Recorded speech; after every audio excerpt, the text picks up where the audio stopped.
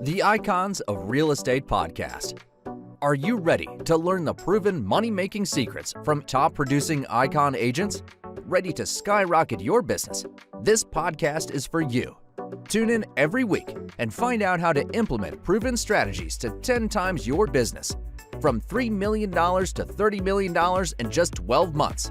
Brought to you by the Masters in Real Estate Marketing, Arter SEO.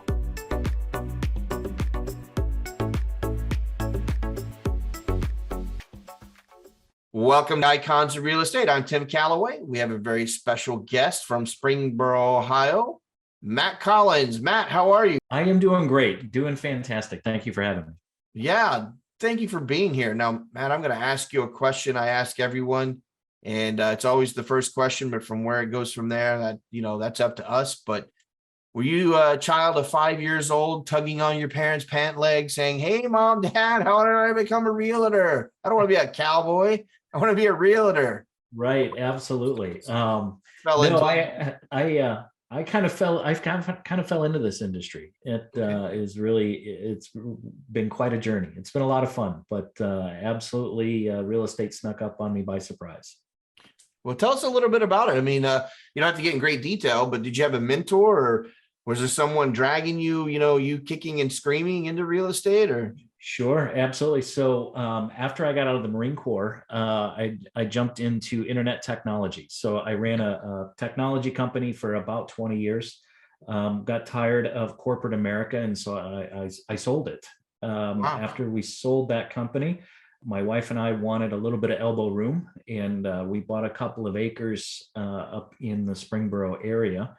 And it was during that move that the real estate bug kind of caught me. I was able to wear a buy sell. And so I got to see kind of transactions from start to finish, and was supposed to be somewhat retired because we had just sold the tech company. And through that transaction, I just told my wife, I said, I can do this. This is all customer service driven. And that's what we had really founded that company 20 years on. So she challenged me to throw my hat in the ring. And so in 2016, that's what we did. And just have been very blessed ever since day one. So it's been a lot of fun to grow and watch, just to be able to watch the joy of some of our clients who never thought that home ownership was even possible. So it's been a lot of fun, very rewarding. Challenge accepted. That's what you said, right? Yeah, absolutely. You pulled your white gloves off and threw them down on the ground. Challenge accepted. No, we don't do that with wives. We don't do that with wives, do we, Matt? So great. I love that story. I think that's fantastic. And it's nice to see you continuing to have success after selling your company, where you thought you might kind of be retired. Who wants to retire, man? There's too much fun to have. You're too young, man. You're a young guy. Well, what I've learned is, that the entrepreneurial mindset, that it doesn't really sit still for very long, right? So I think we all say we want to retire and sit on a beach somewhere, but the reality of it is I've got a short attention span and I get bored easily. So yes, to build the next company. You and I are birds of a feather, man. I moved to West Palm Beach by the beach and said, well, I'm done. And it didn't take 6 months before I was back in the saddle. And I was like, and it wasn't a financial reason. I mean, I guess in my mind it was, I was like, sure, I can't let everything just slide like this. But yeah, I get it. I totally get it. That does not go away. Yeah. So good or bad, right? Right. Exactly. Now we know how you got your start, which is, I think, is a wonderful service. And I say one thing about service. Thank you for your service in the Corps. Appreciate that. Now, also, let's talk about today. Okay, so we know Sure. You got started. Are you a solopreneur? Is it you and your wife? Is it just you, or do you have a team? No, so I put a team together about 24 months ago, just about 2 years. And so last year is really when we kicked that into high gear and really took it very serious. And so I've got, there's myself as a team lead. We've got two office staff, and then we've got 6 agents on the team right now. So just buying and selling homes in Southwest Ohio and nice, doing it to the best of our ability. That's fantastic. I didn't tell you this, but I went to high school in Ohio. Oh, okay. Yeah, I saw that you do one of your markets is Cincinnati. And Yes. I went to Fairfield High School right outside Oh, no kidding. Cincinnati. What a small world. Yeah. Yeah, That's very small world. when I told you that we actually moved from Fairfield up Are here. you kidding me? Yeah. Yeah. That is weird. And so people know, Matt, you and I did not have a discussion about this prior to the show, did we? No, not at all. Now I'm wondering if you ran in the same circles as some of my wife's friends growing up. Maybe I didn't graduate from there. I went my freshman, sophomore year, and then we moved to Wisconsin. You want to talk about cold. But yeah, I went seventh, eighth, ninth, 10th grade in Fairfield. I lived in Fairfield and went to Fairfield Middle School. Yeah. And then I went to what used to be I know this podcast isn't about days gone by, but I did go to what used to be the freshman school. They had the freshman school by itself. Yep. And then moved on to the high school. Then my stepdad got transferred. Very familiar with it. That area has really exploded. If it's been a little bit since you've been back to Ohio, I don't know that you would recognize it. Haven't been in quite some time since the passing of my grandmother, who lived in Cincinnati, and that was 12 years ago. Okay, yeah, it completely different landscape. Really? Yeah. Okay, so you have a team. You built this team. Now let me ask you about building your team. Sure. Now you moved into the area. What is your vetting process? I mean, and what do you look for team members? I mean, I hear a lot of different stories. Well, I just want somebody who's been in the business 3 years or more. They know how to close, blah, blah, blah, blah, blah, blah. And I'm a bigger fan of, I just want somebody who I'm willing to be on the bus tour with, because it's hopefully for life, right? Yeah. So we started the team really out of necessity. So really to be able to kind of take my background with internet technologies and then customer service, we've always been very blessed with being able to lead generate. And so we started out of necessity just because as much as I enjoy real estate, I didn't enjoy it 50 hours a week because at the time, all 3 kids were still living with us. And so life just got to be very busy. So when we started, it was, hey, if you're licensed, please come join the team and just, let's go. And that crashed and burned, right? Just because we weren't specific in who we were hiring. And so through coaching and through mentors, I'm a big fan of, you will find your tribe. And so today to join the team, it's about a 4-step interview process. And I'm actually one of the last people to approve the application. We've very much gone from just open doors, come as you are, to being very selective and finding people that share our same goals and values, and quite frankly, want to go to work and help others succeed. So nice. That mentality has changed. And so the entire culture of the team has really changed quite a bit because of that. Yeah. For sure. I mean, I think the day you wake up and you decide that for others mentality is stronger than the almighty dollar, things grow the right way, right? Yes, absolutely. So let's put on our prognostication hats. Sure. If there's any such thing. And let's look to the future. What does the next 1, 3, and maybe 5 years, vision board wise, what does that look like? And how do you plan on getting there? Yeah, absolutely. So this year, 2023, we've got the foundation of the building set, as I like to call it. So the last year, like I said, we took very serious of building the company, right? So knowing that we've got the right tech stack, the right lead generation models, the right brokerage, right? EXP has just been phenomenal for us. Now, 2023 is going to be adding like-minded, right? So we've got offices in Hyde Park, which is our Cincinnati office, Springboro here that services Dayton, and then we also have a Columbus, Ohio office. So this year will be spent adding the right individuals to those territories. 3-year plan. About half of us are 50 or older that are currently on the team. And so we're all experiencing empty nest. We're all empty nesters. And so we've said collectively, we're going to go open something maybe in Florida, a warmer climate. So, come on down. That's right. Come on down, my friend. I'd love to show you around and give you some ideas, man. I'm very close knit with a lot of realtors in this area that have done the same thing. Chuck Gallup over in Minnesota. He was in Minnesota and he's like, our first meeting, he was like, man, I love it here. I never want to leave. But he still had his office in Minnesota. And he was like, I talked to him and he's like, I got to go out to Minnesota. Definitely. We get 1,000 people a day moving here, and I believe it. yeah, Absolutely. but there's Especially this plenty of time of places year to where, live.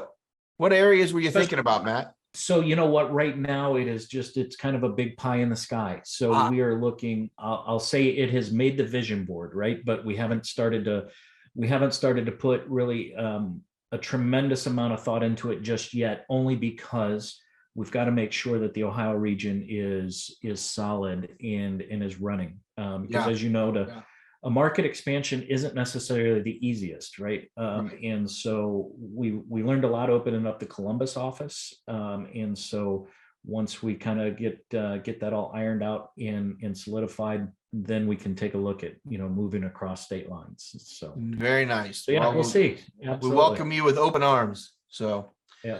Well, and thank you. suntan lotion and a fishing Yeah, pole. a lot of it. Let me ask you this. You're very experienced, and I love having that. And you've got a lot of plans on your vision board that you're enacting, and a lot to share. Let's talk about and this will be one of the last questions before we actually talk about your area. Let's talk about the hurdles. I don't like to say problems.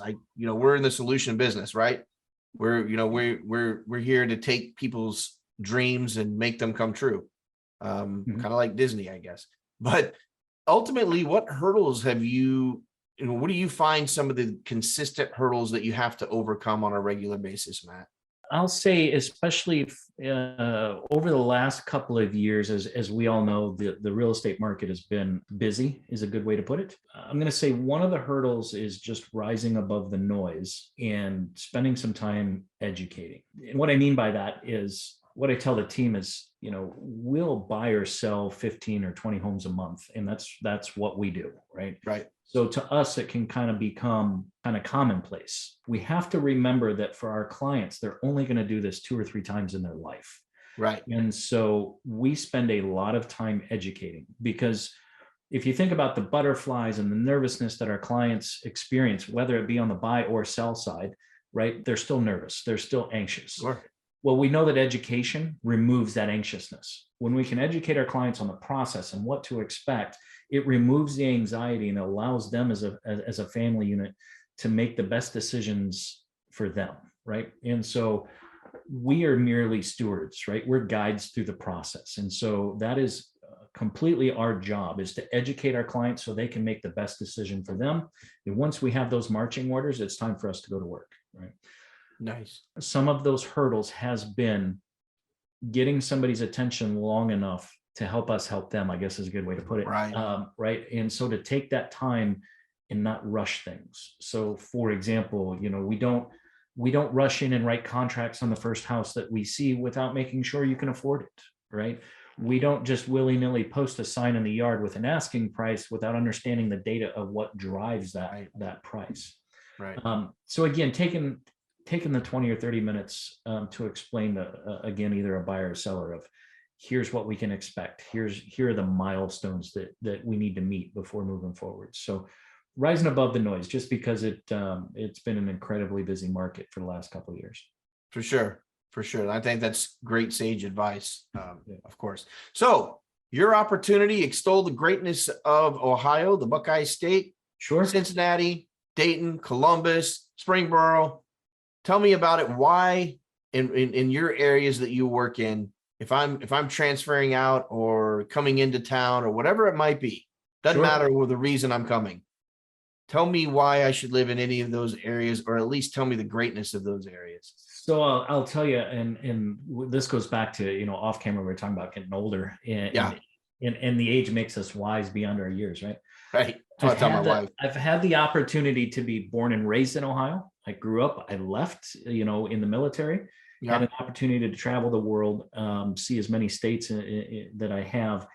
And then I came back to Ohio, right? And the reason being, the Midwest, it's a great area to raise a family. It's a great area to start businesses. Our cost of living is very affordable. And then Ohio specifically, if we're more of a city type guy, and we enjoy the bright lights in the big cities, Columbus, Cleveland, Cincinnati, these are all great areas where you can go down and experience the nightlife and just live life to the fullest. Now, if you want to slow things down a little bit, maybe more country, raise cattle, horses, whatever it is, just within 40 minutes of each one of those cities, you're out in rural America, right? So, and again, it's very affordable. We've got some of the highest rated schools in the country. It's just a great place to raise a family and set down roots. And like I said, very, very similar to Wisconsin. It's kind of boring in the Midwest, right? Yeah. So Ohio's not known for earthquakes. We're not known for, we do have tornadoes once in a while, but that's not something that we're known for, right? It's a very safe place to call home. And so that's some of the biggest draws. We've got some great new technology coming into the state. So we've got a couple of thousand jobs coming here to Southwest Ohio in the next year or so. So I mean, it's home, I guess, is a good way to put it. Love it. It appeals to just about anything. Love it. Matt, how would someone get in touch with you if they wanted to look in one of the areas that you cover, or maybe they just want to join your team? How would they get in touch with you? Sure, absolutely. So we're on all of the social channels. mattc.com is probably the easiest way. There's links to all of our social channels. We're very active in the education space. Check out the YouTube channel, but that's the easiest way to track me down. Perfect. Now, Matt, I always offer this up for all of my guests. Kind of, as I said before, you're the hit record on the DJ spinning the record.